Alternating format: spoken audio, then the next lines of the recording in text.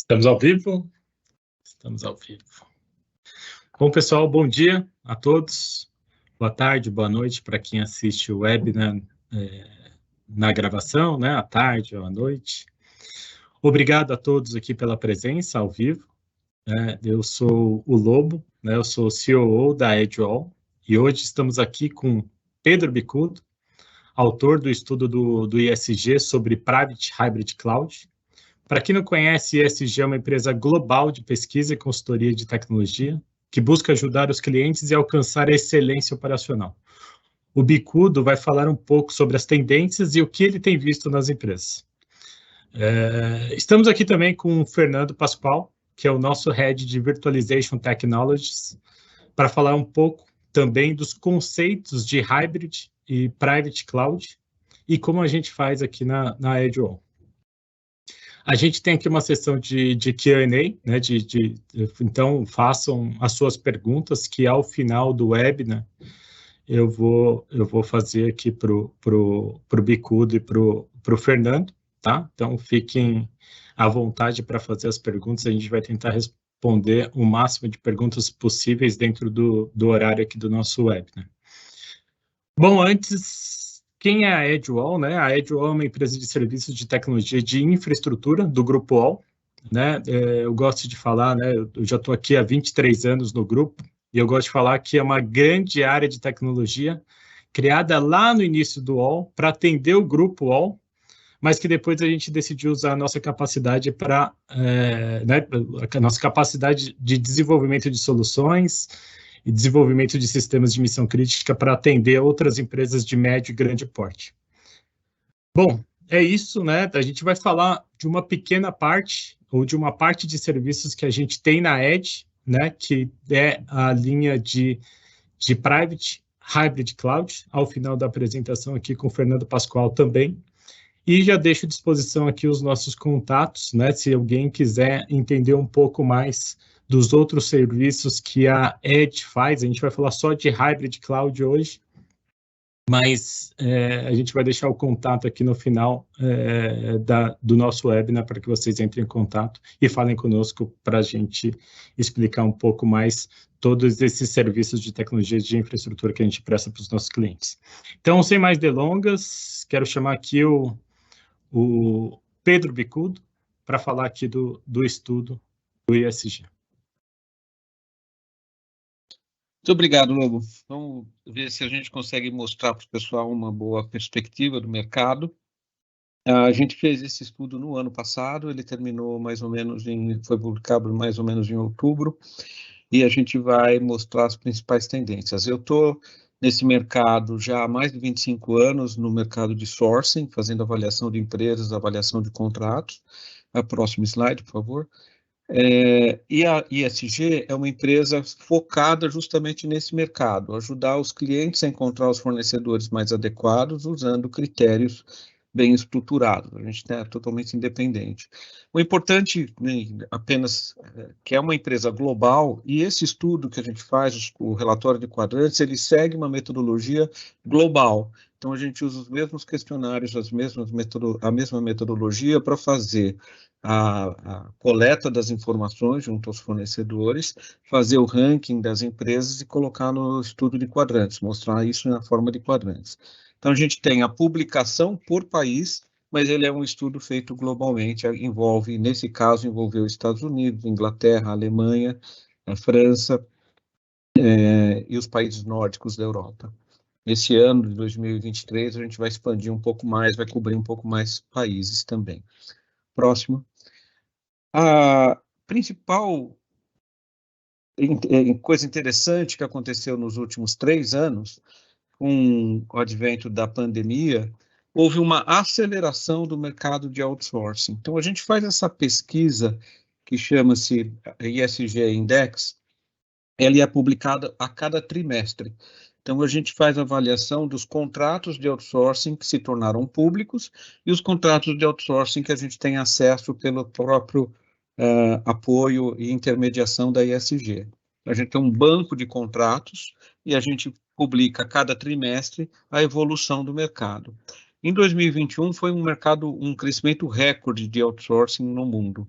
Isso aconteceu principalmente porque na pandemia, em 2020, quando no primeiro momento todo mundo achou que os negócios iam reduzir para todo mundo, houve um crescimento de adoção de nuvem pública por conta de a nuvem pública não para e pode ser administrada remotamente.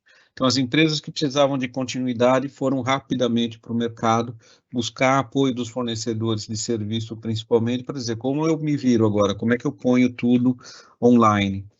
E essa tendência permaneceu por 2021, porque a gente teve as várias ondas de pandemia. Isso fez com que o crescimento em 2020 e 2021 fosse recorde histórico. Faz 18 anos que a gente publica esse índice de acompanhamento de mercado. 2021 foi um ano explosivo. Em 2022, a gente vê, então, uma desaceleração. Ele continua sendo um mercado que cresce bastante, cresceu 11% em 2022, é um número muito bom para uma economia mundial que está em crise. No entanto, ele é menos do que no ano anterior. O que a gente anota principalmente que aconteceu? As decisões tomam mais tempo para serem implementadas. Então, crescer o ambiente de TI e agora você toma a decisão dos novos workloads levar para a nuvem, as empresas estão fazendo decisões mais pensadas, porque durante o período anterior foram feitas por impulso. Então, eu tenho que fazer alguma coisa rápido, vou logo com esse fornecedor de nuvem, vou logo com esse fornecedor que já está aqui comigo, e agora tenho que repensar. Então, em várias apresentações desse tipo que a gente faz, as pessoas perguntam, mas não tem um movimento de voltar da nuvem para dentro do hosting? Essa é uma pergunta recorrente porque você ouve falar de alguns casos. Esses casos a gente tem estudado, ele se reflete muito em ser, eu tomei uma decisão por impulso, eu fiz lift and shift para a nuvem, e agora na nuvem ficou caro, eu quero saber como é que eu otimizo esse workload, como é que eu trago. Então, existem workloads, e a gente vai falar um pouco mais adiante novamente sobre isso, existem workloads que não são adequados para nuvem pública, eles vão continuar rodando melhor em ambiente proprietário. Então, esse proprietário pode ser em colocation, pode ser em hosting, né, no outsourcing, ou pode ser on-premise.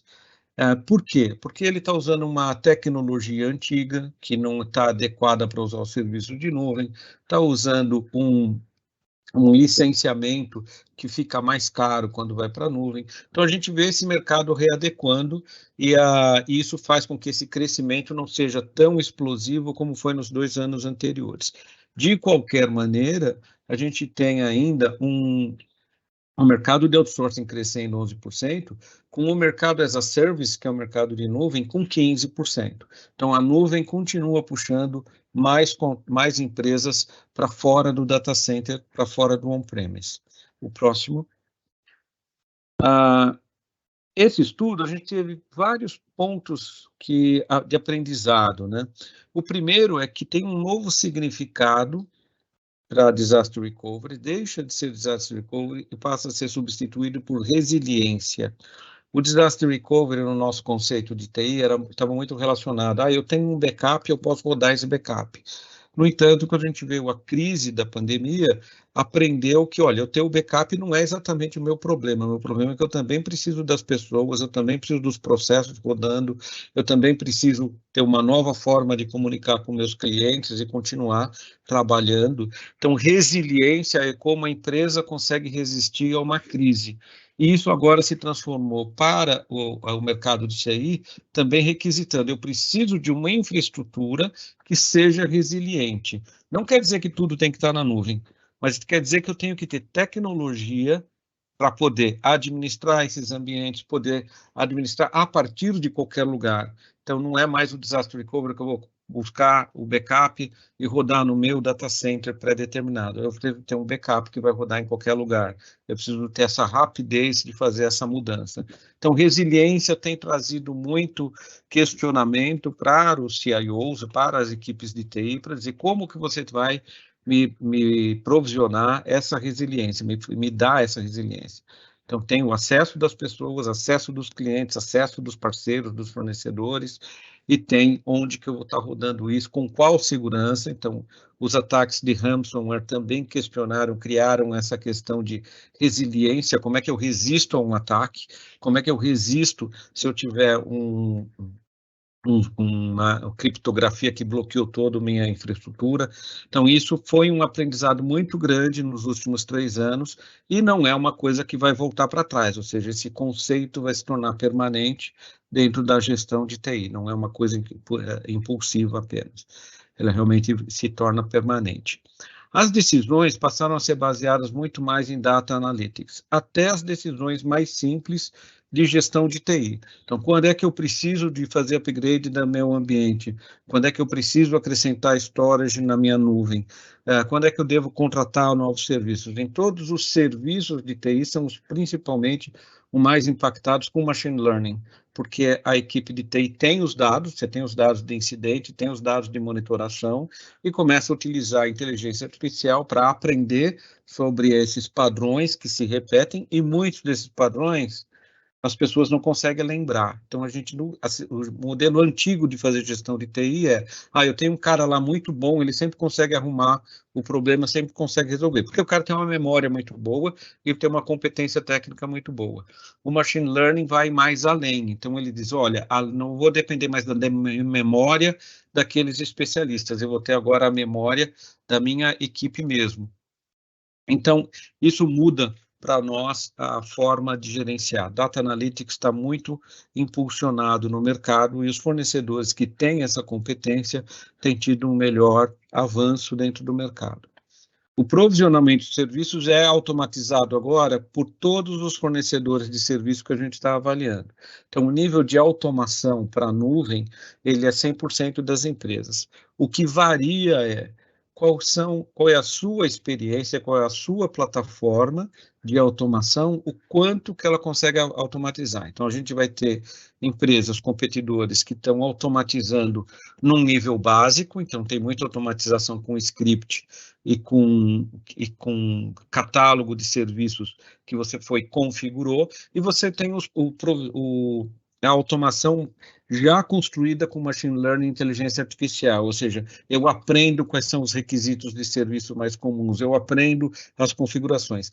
E estamos agora, nesse ano, começam outros modelos de você começar a ter bibliotecas de pré-configuradas para você poder fazer provisionamento automático dos containers, da segurança, dos agentes de segurança, da monitoração.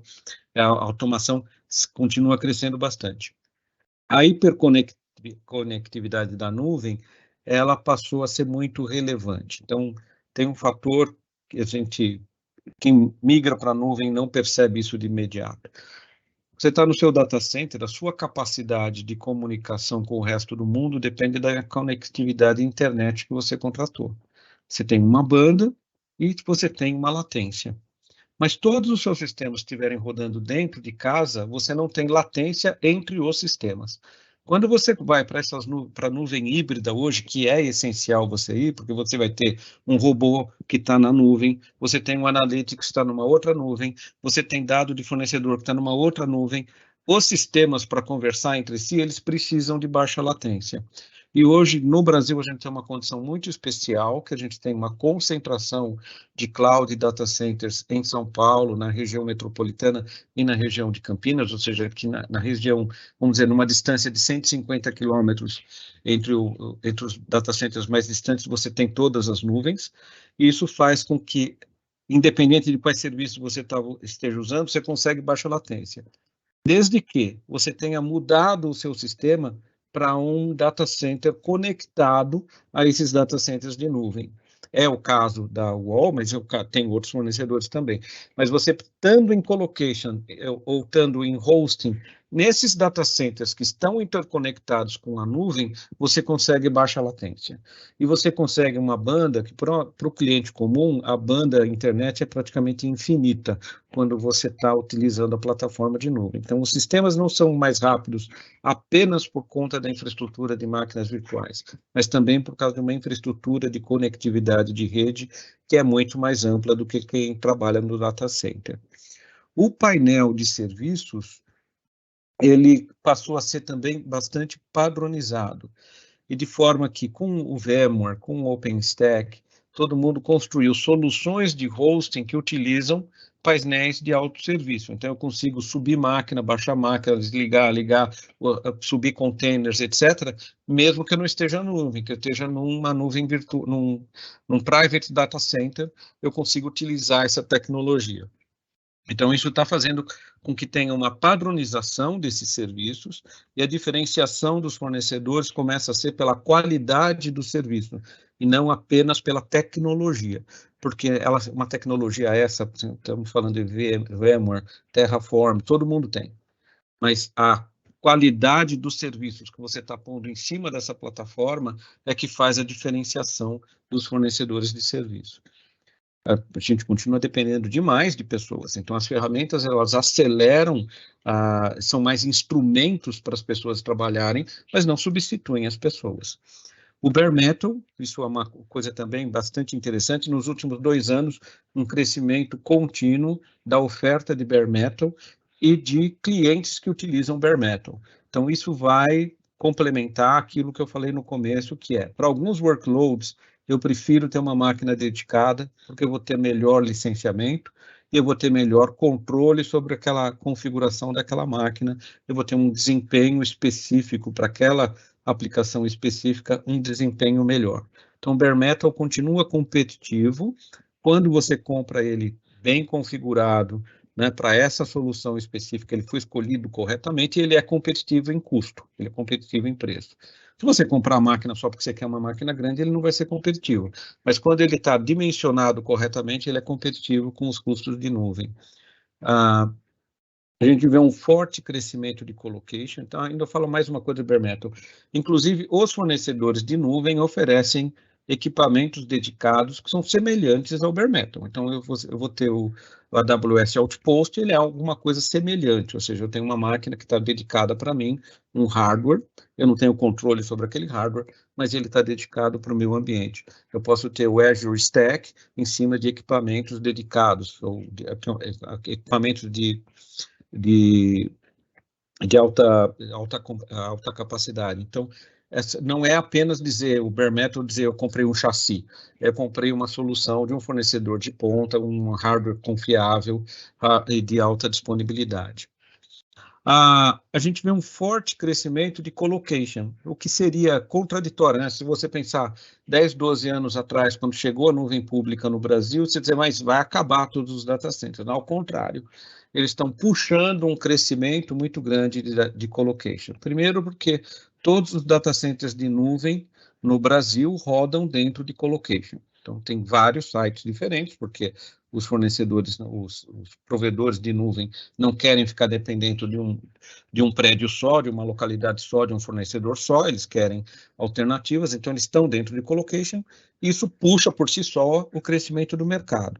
Mas também por conta dos fatores que eu falei, baixa latência, eu quero estar com o meu servidor, seja Bare Metal ou seja a minha solução de hosting, num data center que está perto do data center de nuvem, então eu vou buscar um colocation que está dentro dessa conectividade, hiperconectividade.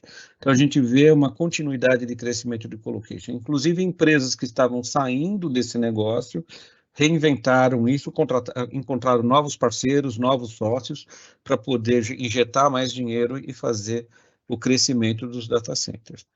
Hoje, para quem tem data center próprio, fizer uma visita aos modernos data centers de colocation, vai descobrir que é praticamente impossível você ter o mesmo nível de segurança, disponibilidade e qualidade do seu data center interno quando você vai comparar com o colocation. Então, quem tem essa dúvida, faça visitas, porque você vai perceber que a diferença é muito grande mesmo. A gente vê no mercado muitas operações de merge acquisitions, então você tem fornecedores maiores comprando empresas menores. A Edge tem esse caso, a Accenture tem esse caso, tem um monte de fornecedores no Brasil que fizeram aquisições. E aí me pergunta, então o mercado está consolidando, vai diminuir o número de fornecedores? Não, porque ao mesmo tempo os hyperscalers, né, os grandes fornecedores de nuvem, continuam com programas de capacitação e de incentivo para parcerias e vão criando novas empresas todos os dias. Então, todos os meses, todos os anos, a gente tem novos fornecedores nesse mercado. Então, é um movimento normal. Quem atinge uma certa escala e competência é adquirido por um maior, mas outros novos vão surgindo. O que a gente ainda não tem uma definição clara e estabilizada é para o conceito de edge. Então, cada fornecedor que a gente entrevista tem uma resposta diferente para o que é edge. Então, quem tem mais ligado a 5G diz a edge é qualquer equipamento com 5G que vai estar atuando autonomamente. Não é exatamente isso, mas o primeiro edge é um rack dentro de um ambiente remoto que está conectado à rede, pode ser por 5G, mas também pode ser por cabeamento físico, também pode ser por Wi-Fi, mas ele tem aquele data center local. Os fornecedores, alguns estão trabalhando em ter data centers regionais, então data centers que são pontos de concentração de tráfego e de concentração de servidores para poder atender uma região. O Brasil, que tem uma região muito extensa, mesmo que eu tenha um edge lá numa região nordeste, se o meu processamento principal estiver aqui no sul, eu preciso de uma conexão, não é o 5G que vai me conectar com o data center. Então, está surgindo data centers regionais pequenos e data centers regionais muito grandes. Então, tem gente falando, vou pôr um data center no pé de cada antena de móvel, né, de celular, de telefonia móvel, e outros dizendo, vou construir data centers regionais. Então, não existe um padrão para o que significa edge. O que é importante entender edge não é uma salinha de computadores. Edge é uma tecnologia que está conectada no mesmo painel de serviços que você administra toda a sua infraestrutura. Então, não tem diferença de versão de sistema operacional, não tem diferença de versão de banco de dados, não tem padrões de comunicação diferentes. Você administra um data center edge igualzinho ao que você estaria administrando as suas máquinas virtuais ou administrando uma região de nuvem. Então, você vai configurar tudo configurado a partir do dashboard central. Vou configurar a rede, vou configurar a segurança, vou configurar firewall, vou configurar acesso, vou configurar tudo e administrar tudo a partir de um painel central. Então, edge não é uma salinha de computadores. Essa pergunta é algo que também o pessoal faz. Então, é diferente. Se você for um grande varejista, você tem, em cada loja, você tem lá os seus servidores, eles não são edge. Ele vai ser edge quando ele estiver usando uma tecnologia que conecta no mesmo tecnologia de gerenciamento do data center. Passando para o próximo, para a gente manter o tempo, então essa daqui é justamente a visão da mudança. Quando você olha 5 anos atrás, 8 anos atrás, quando surgiu a palavra híbrido, data center híbrido, na verdade, porque o fornecedor de nuvem estava dizendo, olha, eu entendi que você não vai poder tirar tudo do seu data center, então a gente vai criar uma nuvem híbrida, que você tem uma parte rodando no meu data center de nuvem e uma parte rodando no seu data center interno. Mas o conceito híbrido, ele era de bipolar, eu tenho nuvem e data center próprio.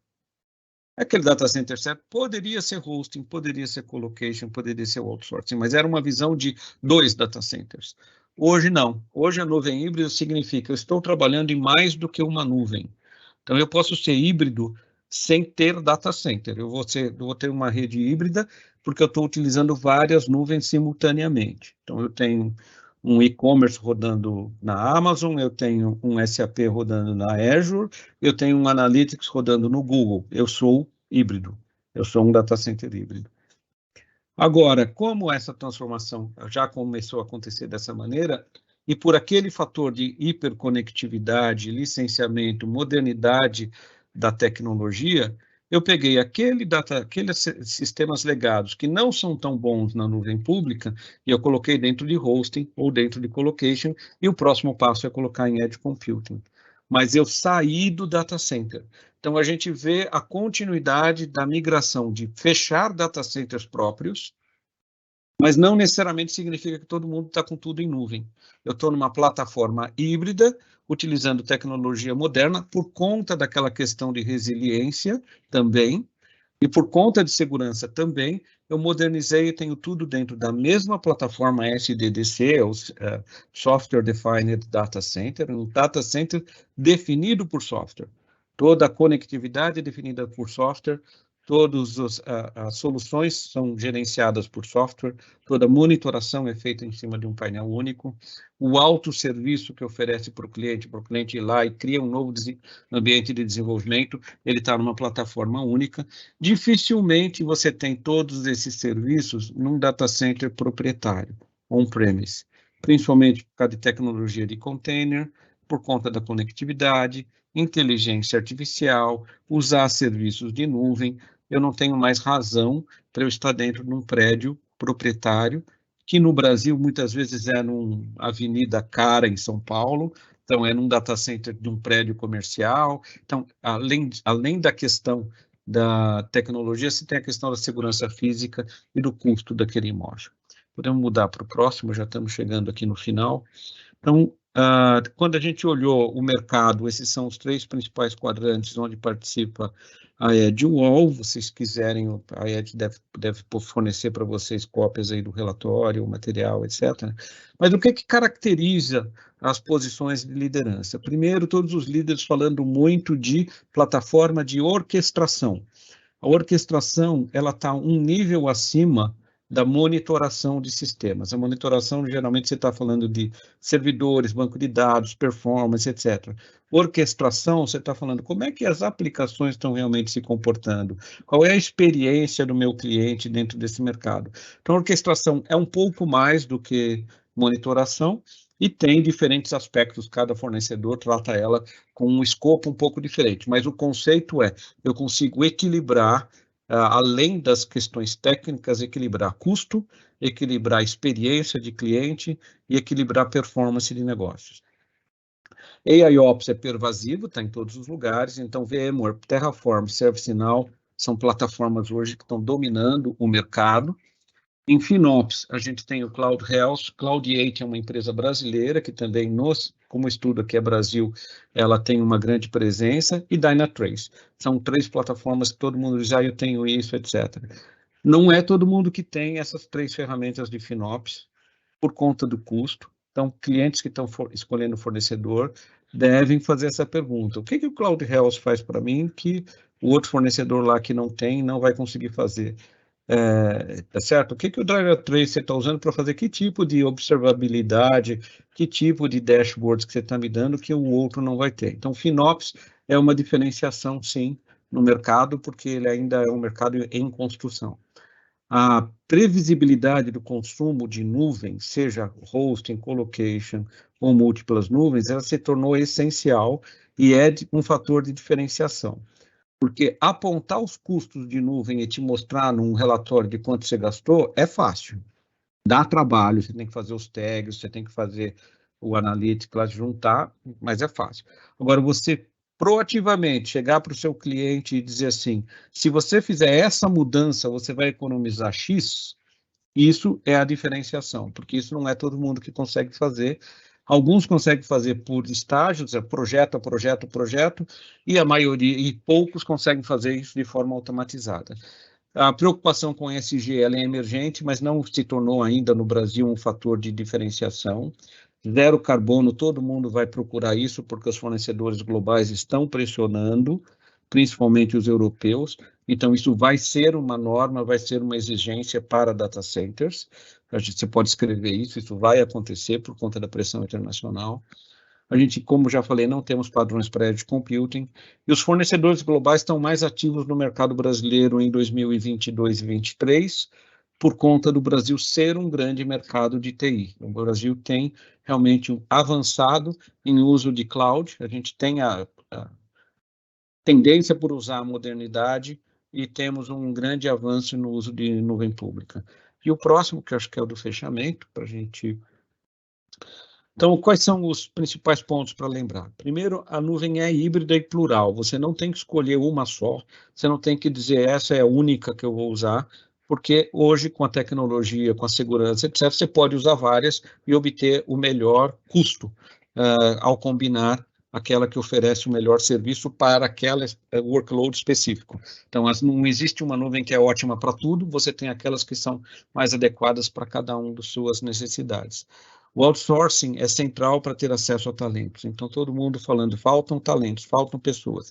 E os fornecedores de serviço têm grandes programas de certificação, qualificação, e conseguem manter e reter esses talentos. Então, muitos perguntam, mas o meu cliente contratou, né, o seu fornecedor de serviço, mas o meu cliente contratou 3 dos meus profissionais. Falou, ele contratou agora porque você deixou eles formadinho. Daqui 2 anos, esse cara falou, cadê o próximo treinamento? O cliente e a empresa não consegue pagar essa evolução de carreira que o profissional espera. Quanto mais jovem o profissional, maior a expectativa ele tem de aprendizado constante. Então, o outsourcing é uma solução para ter acesso a talentos qualificados.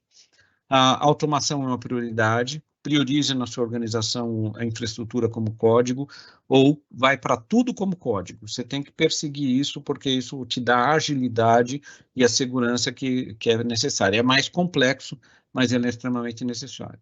A complexidade faz com que você tenha uma tendência de gastar mais quando você está em nuvem. Então, você tem que controlar os custos. Simplificar é o seguinte, você deu autonomia para o pessoal de desenvolvimento abrir um banco de dados novo na nuvem, criar um ambiente de teste, eles vão criar de forma automatizada, com segurança, mas não vão desligar. E o que todo mundo me diz é que eu vou lá e faço um assessment, encontro um monte de coisa ligada que não tem utilização nenhuma, não tem processamento. Então, essa é que nem cortar as unhas, toda semana você vai lá e verifica se o gasto está de acordo com o previsto e se está dentro da governança da empresa. E tudo que você escrever de aplicações daqui para frente tem que ser cloud native. Então, tem que ser usando APIs, microserviços, infraestrutura como código e inteligência artificial. É essencial para que você tenha agilidade de negócio no futuro. É isso. Então, muito obrigado. Acho que eu passo agora para o Pascoal, né, Pascoal? Pode dar continuidade. Perguntas ao final. Muito obrigado. Valeu, Bicudo. Conteúdo excelente, pô, parabéns, muito legal a gente ter uma visão aí geral do mercado, foi de grande valia para a gente aqui, muito obrigado, tá? Antes de mais nada, vou me apresentar rapidamente aqui, Fernando Pascoal, sou Head responsável pelo estúdio de Virtualization Technologies aqui na Edge, tenho aqui um pouco mais de 20 anos de grupo, vim aí de uma carreira focada em infraestrutura, então vim da área de Unix, da área de storage, de backup, atuando tanto na área de operações como na área de engenharia. Falando um pouquinho aqui do nosso estúdio, ele é responsável, como o próprio nome diz, sobre as tecnologias de cloud que a Edge disponibiliza, seja a nossa cloud privada, baseada em VMware, seja a comunicação com as clouds públicas, a criação de um ambiente híbrido, e temos todas as especialidades dentro desse estúdio para fazer esse suporte e essa criação desse ambiente, né? Então, a gente tem aqui profissionais, obviamente, de cloud, de networking, de armazenamento, de backup, de telecom, de segurança, tudo para você poder criar uma experiência híbrida de início ao fim, tá? E entrando aqui no assunto, né, eu quero trazer um pouco sobre o conceito de nuvem híbrida, e nada melhor do que a gente começar com o conceito do Gartner, né? Então, a gente vê aqui que refere-se ao provisionamento, uso e gerenciamento de serviços coordenados e baseados em políticas em uma mistura de serviços em nuvem interna e externa. Então, aqui é realmente a definição, mas de forma muito simples, a gente vai se aprofundar aqui nos próximos slides.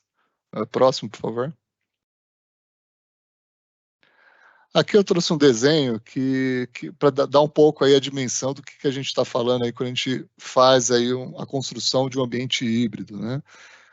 Do lado esquerdo a gente tem a definição de uma cloud pública, né? Onde a infraestrutura e os serviços de computação sob demanda são gerenciados por um provedor terceirizado e compartilhado entre várias organizações via internet. Então, a gente pode citar aí como as principais, AWS, Azure, Google, né?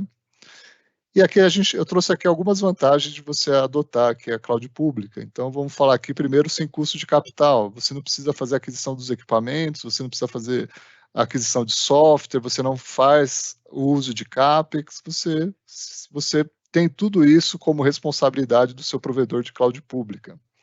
Baixo overhead de profissionais, você não precisa que seus profissionais de TI tenham a preocupação em toda a parte de sustentação da cloud. Isso o seu provedor de serviço de cloud pública está fazendo por você. Escalabilidade infinita. Obviamente, quando a gente fala infinito, é muita coisa, mas os provedores de cloud pública, eles estão sempre preparados para atender aumento de demanda, aumento de recursos, então esse é uma vantagem muito grande quando a gente fala de cloud pública. Falando sobre algumas desvantagens, a gente está falando aqui possibilidade de customizações. Então, quando você cria, a cloud pública cria um tipo de serviço, um tipo de produto, ele tem que atender a todo tipo de demanda. Então, os produtos são bem fechadinhos, bem fechados para que eles possam atender o maior número de clientes possível. Então, é óbvio você não ter um nível de customização tão alto. Relação de latência, o Bicudo comentou um pouco anteriormente, quando você coloca seus workloads dentro de uma cloud pública, se você não tem uma conexão direta com ela, você pode sofrer com um aumento de latência e isso pode atrapalhar o seu negócio. Custos imprevisíveis, outro ponto que o Bicudo comentou bastante, né? Você ter a previsibilidade, você saber o quanto você gastou é fácil, mas você ter previsibilidade de quanto eu vou gastar numa cloud pública é muito complicado. Você tem fatores diretos, então você tem o consumo on demand, você tem algumas coisas que estão bem claras, mas você também tem outros itens que você não tem como ter muito controle. Você fez muito transfer out, você fez muito rewrite, você fez muito IOP, você acessou um restore de um backup e você acessou o seu Deep Archive. Então, existem alguns outros itens que você não consegue mapear muito facilmente. Olhando para o lado direito, Private Cloud, né? Conceito, computação em nuvem em que a infraestrutura é dedicada a uma organização podendo ser hospedada em data center próprio ou de terceiros. Principais vantagens, customizável, você cria a sua cloud de acordo com a sua necessidade, de acordo com o seu negócio. Alto nível de segurança, não quer dizer que a cloud pública não tenha, mas você cria aqui camadas adicionais que façam sentido ao que você está entregando, que é o serviço que você está entregando. Performance superior, muito relacionada à latência. Então, quando você tem ali o seu ambiente próximo do negócio, a latência é menor, você consegue ali ter um ganho de performance, né? Além, obviamente, de questões de concorrência de workloads. Desvantagens, você tem aí a questão do custo de capital, que você precisa estar sempre gerenciando, compra de equipamento, de software, de suporte, você precisa estar todo ano revendo, se você precisa fazer um tech refresh, se você precisa fazer um plano de aposentar equipamento, então você tem que estar sempre de olho. Subutilização, você cria o seu ambiente e vamos pôr como um exemplo aqui, você é uma empresa de e-commerce. Você cria seu ambiente para que lá em novembro você atenda a Black Friday, porém, durante os outros 11 meses, você fica com a utilização do seu hardware, do seu ambiente, abaixo ali de 40%. Então, você subutiliza a sua infraestrutura. Overhead de profissionais, você precisa que os profissionais olhem também para a infraestrutura, cuidem ali do seu storage, da sua solução de hiperconvergência, então existe aí um cuidado adicional. E aí, quando a gente olha para o meio, para a hybrid cloud, a gente tem muita vantagem, maior flexibilidade, então a gente consegue fazer com que o workload funcione aonde você quiser, em qual cloud pública você queira, que ele funcione na sua cloud privada, então você consegue alocar de acordo com questões de segurança, de custo, de data residence, né? Você consegue definir da melhor forma possível. Resiliência, então você pode criar uma estrutura dentro da sua aplicação onde você consiga funcionar independente de qual nuvem esteja. Então, por exemplo, se você tiver uma disponibilidade em uma das clouds públicas, você está funcionando em outra, ou está funcionando na sua cloud privada, então você tem essa flexibilidade. Menor overhead, a partir do momento que você tem uma gestão única da sua cloud híbrida, você tem uma redução ali de complexidade e ganho do custo operacional. Parte de segurança, você tem sempre que olhar aonde você vai deixar o seu workload rodando, pensando muito pelo lado da aplicação e não pela infraestrutura. Então, você consegue ter esse tipo de definição de forma mais fácil. Como desvantagem, que é um ponto bem importante, é compatibilidade. Isso aí é realmente algo que a gente tem que ficar sempre de olho. Próximo. Então, eu trouxe aqui esse slide e eu quero ressaltar quais são os principais benefícios de você adotar uma estrutura híbrida, né? A primeira eu mencionei anteriormente, é você ter a possibilidade de migrar o seu workload entre as clouds. Então, se você tem, por exemplo, uma cloud privada, 2 clouds públicas, você tem on-premise, você conseguir transferir esse workload entre elas. Modernização de aplicativos, então você consegue usufruir de benefícios de cloud pública, por exemplo, microserviços, software como serviço, containerização, em conjunto com o seu ambiente que roda em cima de uma VM ou que está rodando bare metal. Então, você consegue juntar esses mundos. Melhor dimensionamento. Então, você cria ali a extensão do seu ambiente in-house, ou dentro do data center em outsourcing, você consegue fazer essa extensão para dentro de uma cloud pública. Segurança e conformidade, né? Você olha, você define as políticas de segurança em acordo com a sua aplicação, com o seu negócio, e não em relação à sua infraestrutura. Então, você muda um pouco essa visão. Redução de carga de trabalho. Então, a partir do momento que você tem uma gestão única de toda a sua plataforma híbrida, você consegue ter ganho operacional. Você consegue, por exemplo, entregar uma interface de autoatendimento para o seu desenvolvedor, para que ele não precise, a todo momento, olha, preciso que você me crie uma máquina, uma interface, tudo, você tira essa carga do seu time de TI. Maior flexibilidade. Apareceu um projeto novo, tem uma nova demanda, eu consigo entregar imediatamente. Consigo usar a escalabilidade das clouds públicas para poder fazer uma entrega aqui a partir da definição do projeto. Menor complexidade, né? Isso é algo que a gente reforça muito. A partir do momento que você tem um único modelo e um processo de TI rodando, isso te facilita e te reduz em complexidade para gerir o ambiente. Suporte a aplicativos novos e existentes, né? Então você consegue manter o que você já tem funcionando, né? Você consegue ter ali a sua aplicação, que já tem anos ali de existência, e você consegue abrir portas para o que há de novo. Então você consegue contratar um SaaS numa cloud pública, você consegue manter o seu ambiente rodando dentro da sua VM, então você consegue cobrir todos os lados. Mais utilidade da nuvem, um pouco do que falamos anteriormente. Você orienta a sua infraestrutura pelo negócio e não o contrário. Você não orienta o negócio pela infraestrutura. Então, nesse modelo, você tem mais ganho e você tem um melhor aproveitamento das clouds. Pode seguir. Assim como temos ali os benefícios, temos 3 grandes desafios que eu vejo aqui quando a gente adota uma solução híbrida, né? Primeiro é a migração sem refatoração. Então, por exemplo, a partir do momento que você consegue migrar o seu workload para uma estrutura mais moderna, você consegue conviver com essa aplicação sem precisar refatorar, sem precisar reescrever essa aplicação. A gente tem muitos clientes aqui que falam para mim, olha, se eu precisar reconstruir, reescrever essa aplicação, não dá, porque até o fornecedor da aplicação não existe mais, né? Então, acaba virando um problema gigante, que por muitas vezes o cara não vai mexer nisso agora. Então, você consegue conviver com isso numa estrutura híbrida. Carga de trabalho de VMs e containers.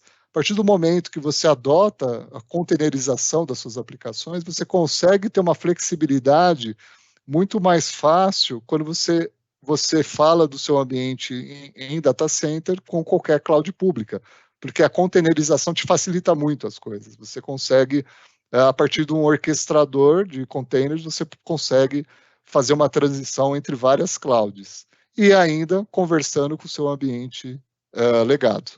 Segurança, né?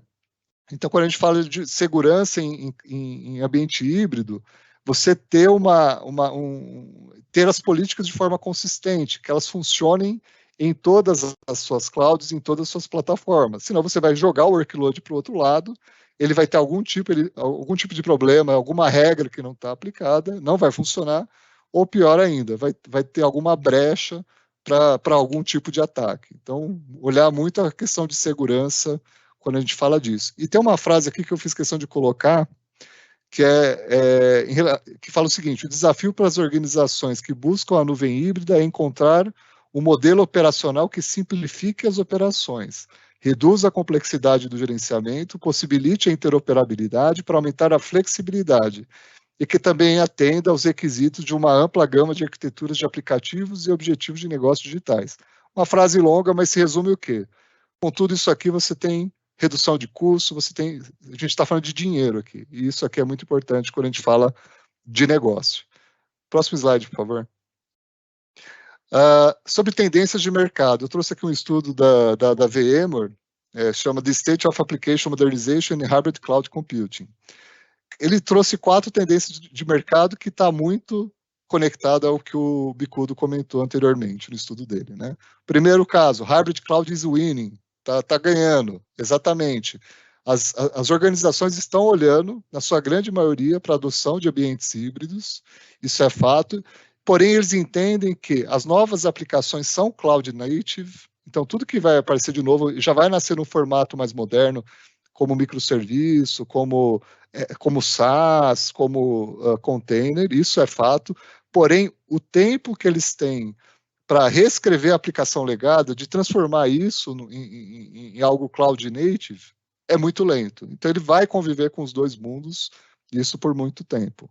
Segundo ponto, silos are out. A gente não quer ter mais silos, né? Então, a partir do momento que você cria um processo, tem uma ferramenta, você tem uma orquestração única da sua estrutura híbrida, você reduz o custo operacional e você tem ali a redução de silos. Você não tem uma ferramenta para cada cloud, você não tem uma ferramenta para cada ambiente. Você tem algo horizontal. Modern Workloads, um pouco que está no estudo de ESG também. As empresas estão olhando cada vez mais para a containerização dos ambientes. Então, a gente tem aqui, 7 a cada 10 organizações querem que seus times de operações e TI disponibilizem soluções developer-ready para Kubernetes. Então, a gente está falando aqui de containerização pura. IT Modernization. As empresas entendem que Cloud-Ready is the new normal, então, eles entenderam isso, porém, até 50% das aplicações hoje em dia ainda rodam em ambientes dentro de data center ou ainda em bare metal, por alguns fatores de segurança, fatores de latência e fatores de custo. Então, ainda tem muita coisa ali para rodar, para ser transferido para uma cloud pública. Próximo slide, por favor.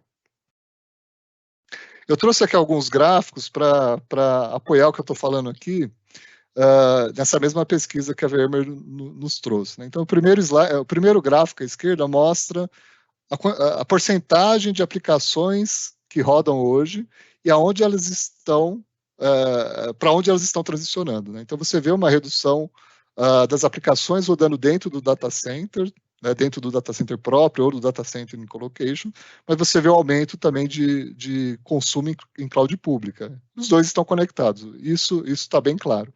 Mas quando você olha para o gráfico da direita, você vê que os planos das organizações em relação às suas aplicações é de estender o que hoje roda dentro do seu data center e integrar com o serviço de uma cloud pública. Então, a maior preocupação hoje deles é fazer com que ele tenha in-house, faça uma comunicação via API, via containerização com uma cloud pública. Isso é bem interessante. Próximo slide, por favor. E quando a gente fala de migração de workload, de modernização, a gente tem 4 itens aqui que são os maiores desafios. Primeiro, segurança. Segurança sempre é algo que é o impeditivo em alguns momentos, ou é realmente um dos maiores fatores que você tem que olhar quando você vai fazer uma migração de workload, né? Risco na produção. Muitas vezes você faz a migração de workload para outra cloud ou para outra infraestrutura e você não tem a mesma performance, você não tem o mesmo nível de atendimento que você tinha anteriormente.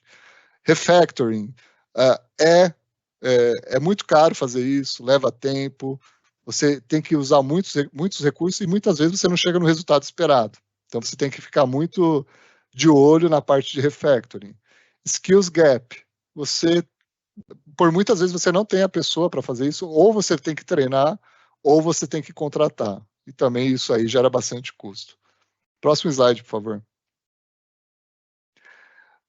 Em relação a modelos de operação, eu mencionei anteriormente que a partir do momento que você tem ali um único processo, uma única ferramenta para gerir todas o seu ambiente híbrido, você tem aí, como primeiro ponto ali no gráfico da esquerda, reduzir o custo de operação de TI. Acho que sempre que a gente fala alguma coisa, a gente está falando muito relacionado a custo. E quando você olha no gráfico da direita, você vê que tem muita gente estendendo o seu data center para a cloud, e muita gente também trazendo o que está na cloud para o data center, né? Então a gente vê os dois lados funcionando. Mas essa parte de trazer a parte da cloud para o data center tem algumas explicações bem bacanas que estão no próximo slide. Pode? Isso.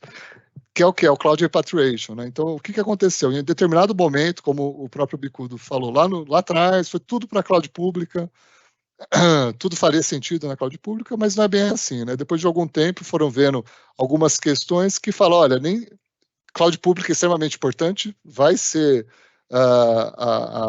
é o que temos hoje de mais moderno, porém, você tem que não necessariamente vai ficar naquela cloud, pode ficar em outra cloud pública, pode ficar em outra cloud privada, ou em alguns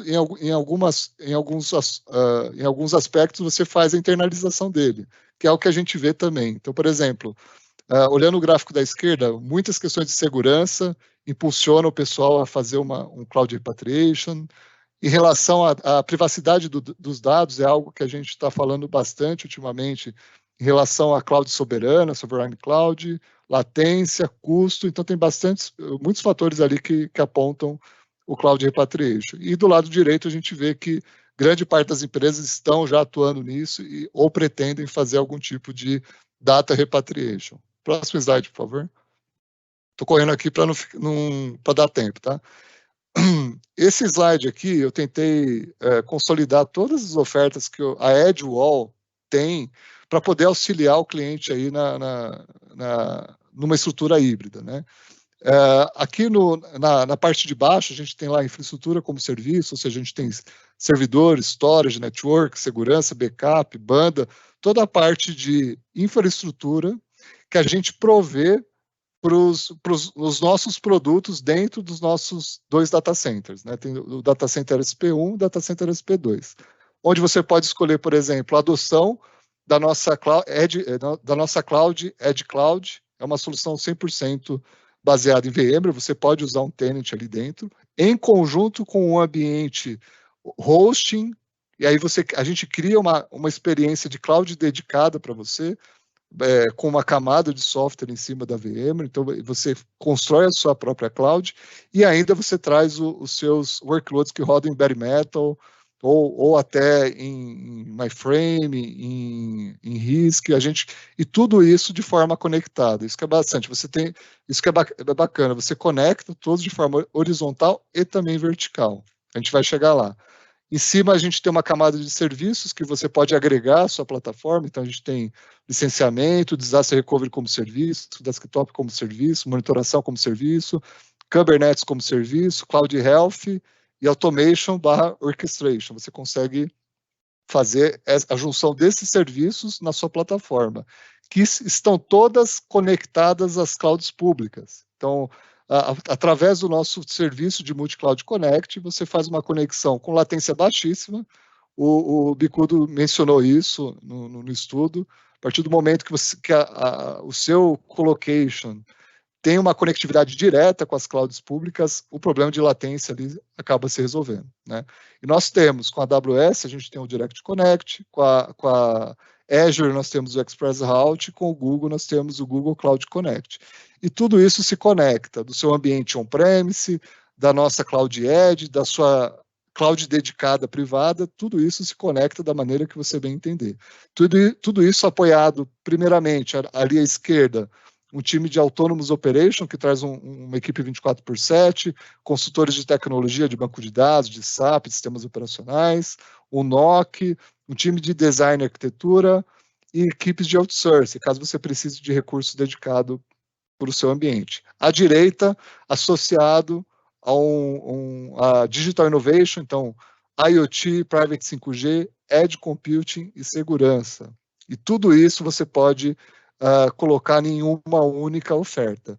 Tudo ancorado por um pilar ali de governança, um pilar comercial, Customer Experience e Compliance. Próximo slide, por favor. Estou correndo um pouquinho aqui. E aí, a gente conta também com a Compass Wall, que é a nossa empresa irmã aqui, que nos oferece o complemento a tudo isso que a gente está falando. Então, a gente fala aqui de DevOps, a gente está falando aqui de Data Analytics, Big Data, Machine Learning, IA, então toda a parte de transformação digital associada à nossa plataforma de infraestrutura, né? Próximo slide. Acho que acabou agora. Corri aqui, gente, mas consegui entregar 3 minutos para o Lobo ainda para fazer aí a parte de perguntas, tá? Muito obrigado. Tudo bem, Fernando. Excelente, Bicudo, excelente, Pascoal. Acho que dá uma bela visão aí para o pessoal que está assistindo, né? Que o caminho é o hybrid cloud, né? E aí, em cima até disso, né? Falando do caminho que é hybrid cloud, a gente vê agora um movimento nas empresas. As empresas esse ano, a gente está vendo aí alguns movimentos acontecendo, né, nas últimas semanas, acho que todos nós aqui estamos acompanhando. E falando aqui de hybrid cloud, como hybrid cloud, é uma pergunta minha aqui para a gente responder, para esse pessoal que está assistindo, como hybrid cloud pode ajudar as empresas que estão buscando mais eficiência operacional? Ótima pergunta, Lobo. Quando a gente recebe aqui quando a gente apresenta aqui os nossos produtos para os nossos clientes, a sua grande maioria estão procurando uma experiência híbrida, né?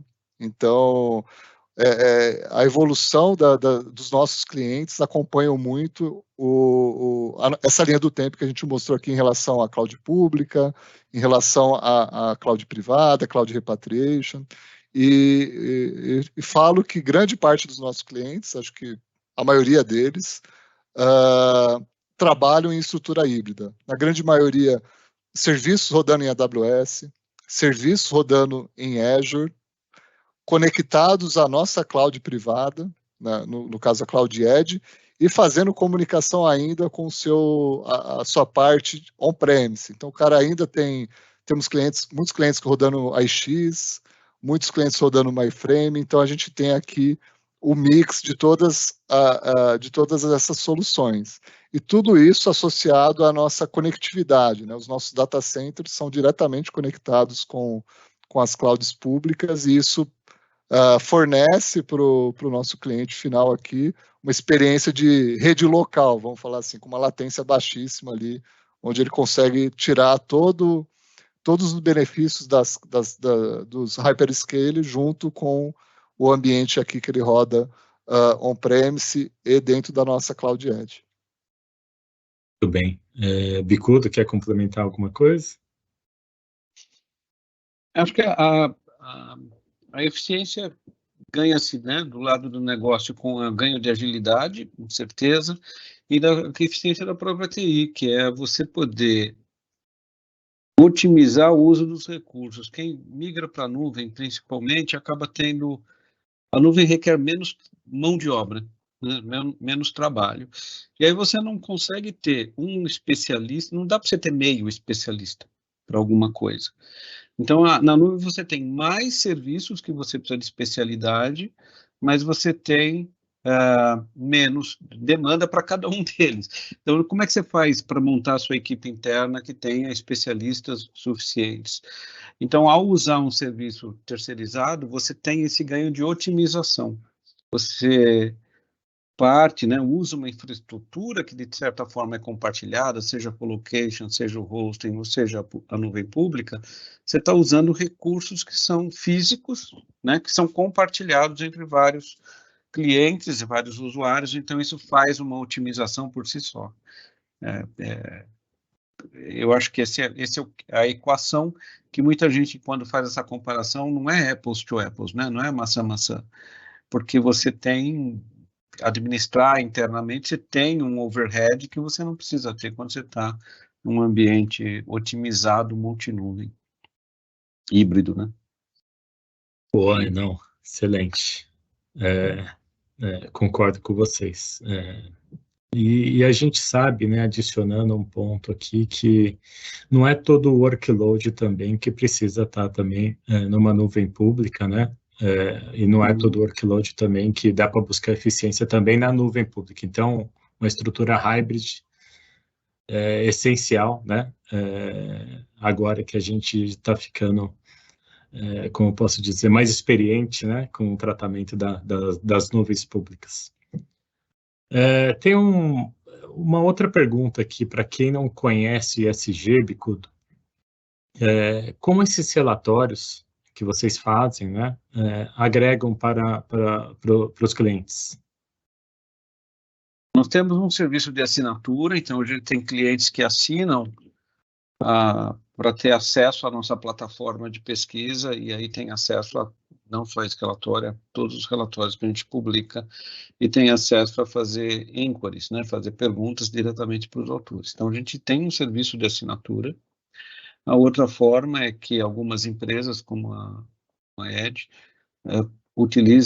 compram o direito de distribuir esse relatório, a gente chama de reprint, né, um copyright, para você poder distribuir para clientes, prospects, etc., colocar no site. E isso é uma segunda forma de se obter esse acesso. E aí nós temos um parceiro aqui no Brasil, que chama TGT Consult, que também provê consultoria. Então, a gente tem a consultoria ESG para os clientes fora do Brasil, e ESG não tem consultores no Brasil, trabalha com uma empresa que é distribuidor dos serviços, representa a ESG no Brasil, e ela tem serviço de consultoria. Então, a gente também faz esse trabalho de construir RFP, de ajudar o cliente a desenhar uma arquitetura e fazer a melhor escolha de fornecedores também. Então, são 3 formas de utilizar esse conhecimento que a gente gera. Aproveitar e acrescentar, é a única empresa de pesquisa que está gerando análise de fornecedores no Brasil.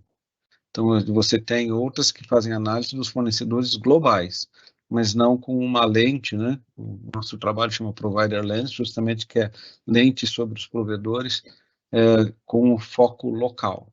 Então, você vai ter nos nossos relatórios uma empresa de nicho, que às vezes tem uma especialidade, mas atua num mercado muito pequeno, e até empresas que são muito grandes no Brasil, como é o caso de vocês, é o caso dessa empresa. Então, a gente consegue fazer essa análise e cobrir o mercado brasileiro. Muito bem. Bom, a gente já estourou bastante o tempo aqui. Não teve tantas perguntas, tá? Apesar de a audiência estar bastante alta aqui. Eu acho que ficou muito claro, né?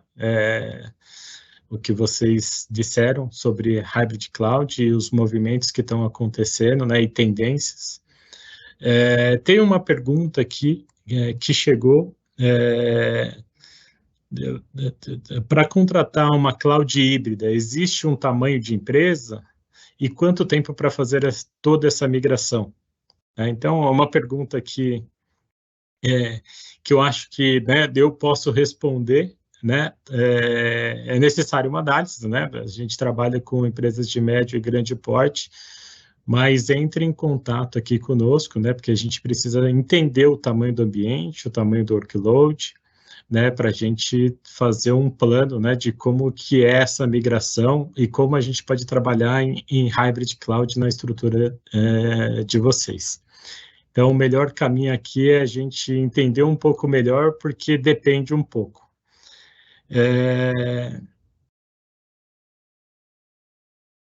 Bom, aqui tem uma pergunta aqui, tudo com fabricante. O UOL trabalha com parceiros? né? A AdWall trabalha com parceiros. Acho que vale citar aqui os principais parceiros, Fernando. Sim, a gente tem uma parceria muito forte com a VMware, né? A VMware nós somos um dos principais parceiros da América Latina da VMware. Somos o principal parceiro da AWS também, em relação tanto à parte tradicional quanto em relação à parte de Edge Computing, a parte de Outposts. Temos também uma parceria muito forte com a Azure, né? Então, a gente, e até adicionando, quando a gente fala de conectividade com as clouds públicas, a gente, esse tipo de conexão que a gente tem faz parte de uma parceria, né? Então, quando a gente fala de Direct Connect, Express Route ou Google Cloud Connect, isso aí faz parte de uma parceria, de um contrato assinado que a gente tem com os hyperscalers, né? Então, a gente está bem cercado aqui de grandes parceiros. E tem uma pergunta aqui, né, se a AdWall atende o governo. Sim, a gente atende o governo, e como o Fernando mencionou, a gente tem os mais diversos certificados AWS e competências AWS. A gente é um dos principais parceiros da AWS no mundo. Somos o principal partner em VMware, né, com uma parceria desde 2009. A gente lançou a maioria, né, boa parte dos serviços que a gente implantou aqui, a gente foi pioneiro, né? Então, VMware, AWS, a gente trabalha com diversos aqui, mas temos certificações em Red Hat, Oracle, Dynatrace, entre outros, tá? É até ruim aqui, eu posso esquecer de algum parceiro nosso aqui, mas a gente trabalha com diversos parceiros, e se você tiver interesse, a gente pode conversar também, tá? A pessoa aqui que acabou de fazer essa pergunta. Eu acho que é legal, acho que assim, a gente está com o tempo estourado, é legal a gente deixar o nosso contato, que eu estou percebendo que o contato não está aqui nesse slide, mas acho que vale deixar o nosso contato aqui, né? Deixar seu e-mail, né, Fernando? Sim, eu vou deixar aqui. Acho que no próximo slide tem algumas informações de contato. Isso. Então tá aqui. Então, pessoal, sobre Hybrid Cloud, entre em contato aqui diretamente com o Fernando, que é o nosso Head de Virtualization Technologies. Se não, entre em contato aqui no Fale Conosco, dentro da nossa página da AdWall, e a gente vai ter o maior prazer em entender, né, as suas necessidades, o problema que você está vivendo, para a gente fazer um trabalho bem bacana aí com vocês. Bom, eu acho que é isso, né? O tempo está já bastante estourado, né? Quero agradecer aqui o Fernando Pascoal, quero agradecer também pela presença ilustre aqui do Pedro Bicudo, né? Autor aqui do estudo do ESG, e avisar aqui que sim, o webinar vai ficar aqui gravado, né? Vai ficar no nosso site, vai ficar também na plataforma do YouTube. Lá também a gente pode interagir com perguntas, então faça suas perguntas lá também. Então, em breve, esse material, esse webinar vai estar disponível lá no YouTube também. Agradecer a todos aqui pela audiência, todo mundo aqui que ficou ao vivo, nos ouvindo. E é isso, pessoal. Muito obrigado aí a todos. Até o próximo webinar. Valeu, gente. Obrigado.